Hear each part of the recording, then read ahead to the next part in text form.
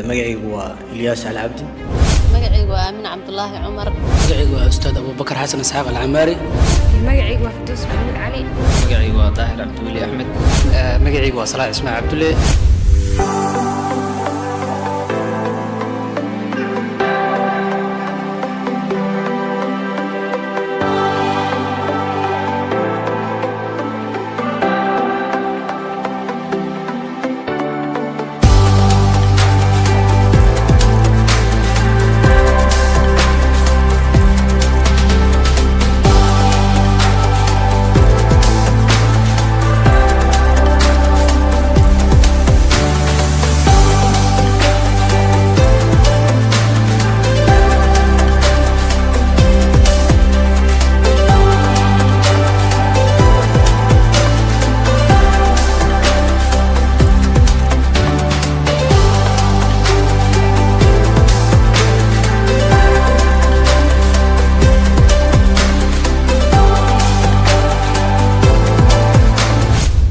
هاي أرضي كأفلح ذي جامعة مقدشو سنة دي 2020 وحن كبحي كلية عافماتكا Faculty of Medicine Department is Medicine and Surgery.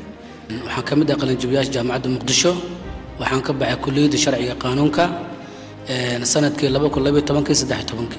وحن كقلنا جبي جامعة مقدشو سنة كي لو كلاتي لو كلية Economics and Management Science Department Finance and Banking.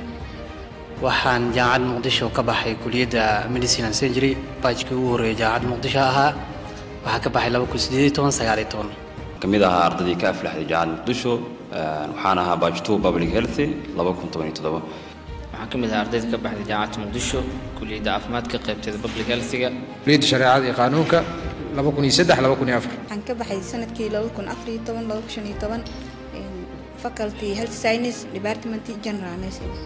waxaan ka baxay Health Science Department of Public Health 2019 jaamacad muqdisho waxaa ka qalin jibiyay 2012 Faculty Economic and Management Science BA